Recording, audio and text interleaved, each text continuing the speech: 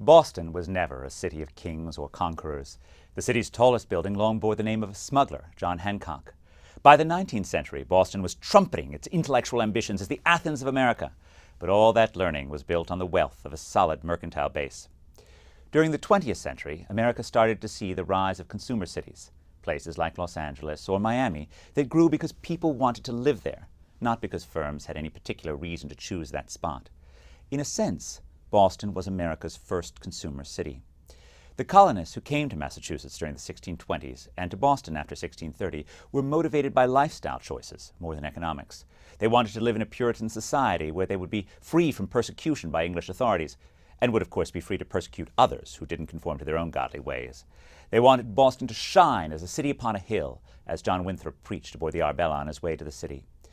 I recognize that I'm displaying the standard economist reductionism by referring to the desire for eternal salvation as consumption, but, well, it certainly wasn't production. Boston had essentially no natural economic advantages except for access to abundant cod and some pretty great cranberry bogs. Consequently, the first few decades of Boston's existence were spent trying to find a sustainable economic model. For the Bostonians needed to import English manufactured goods. They needed guns, they needed Bibles, and they didn't have all that much that was worth shipping back across the Atlantic. Boston didn't have gold and silver deposits like the Spanish colonies of the South. New England's climate is a bit too much like the climate of Old England, which meant that Massachusetts couldn't grow crops like sugar that were valuable because they were rare back in Europe. In the early days, Boston and Massachusetts functioned as something like a colonial-era Ponzi scheme, which is appropriate enough since Ponzi himself was also a Bostonian. Each new wave of settlers brought with them a bit of gold. The old settlers then sold food and land to the new settlers and used the cash that was paid to then pay for English manufactured goods. But like all Ponzi schemes, this one couldn't go on forever, and immigration to Massachusetts slowed dramatically after 1640. The chaos of the English Civil War slowed the migration, and Cromwell's victory made it unnecessary to cross the fierce Atlantic to enjoy the pleasures of banning makeup and restricting Christmas celebrations. So Bostonians needed a new business model. They tried a number of different approaches. John Winthrop's son founded an ironworks that he hoped would provide a valuable export industry. It didn't. Boston's economic salvation came from hunger in Barbados. The Caribbean colonies were cash cows. Europeans would pay a fortune for their sugar. But the land became so valuable that it didn't pay to grow food there. By 1647, Winthrop had learned that Barbados planters were, and I quote, so intent upon planting sugar that they had rather buy food at very dear rates than produce it by labor. So infinite is the profit of sugar works. So, starting in the 1640s, a triangular trade began. The more tropical colonies would ship sugar and tobacco back to Europe. Boston would ship basic commodities, fish, livestock, wood products to the southern colonies of the Americas.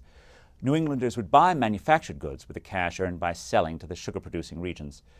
As late as 1770, 73% of New England's exports were going to the Caribbean and to the southern colonies.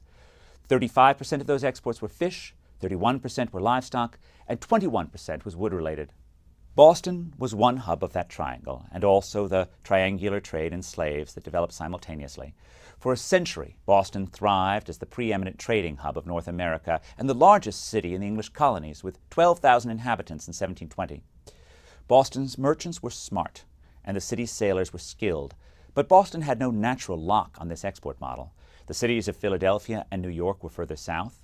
They each enjoyed a better river network and a more fertile hinterland. Philadelphia's population surpassed that of Boston after 1740.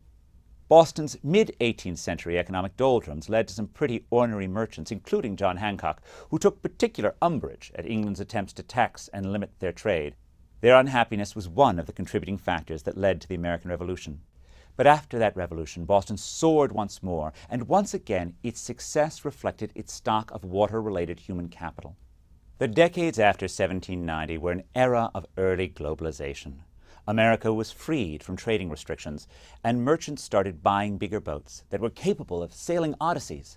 They traveled to Canton in South Africa. They cruised for whales in the Pacific Ocean. Boston's slightly more northern location mattered less when the ships were traveling such long distances. Between 1790 and 1840, Boston's population increased from 18,000 to 90,000, and its economic strength was in the sea, not manufacturing. As late as 1840, Boston had 10,000 workers in the maritime trades and only 5,000 in manufacturing, which was less than neighboring Lowell, one center of Massachusetts' textile industry. Boston still shows the legacy of its commercial strength during the era of sail.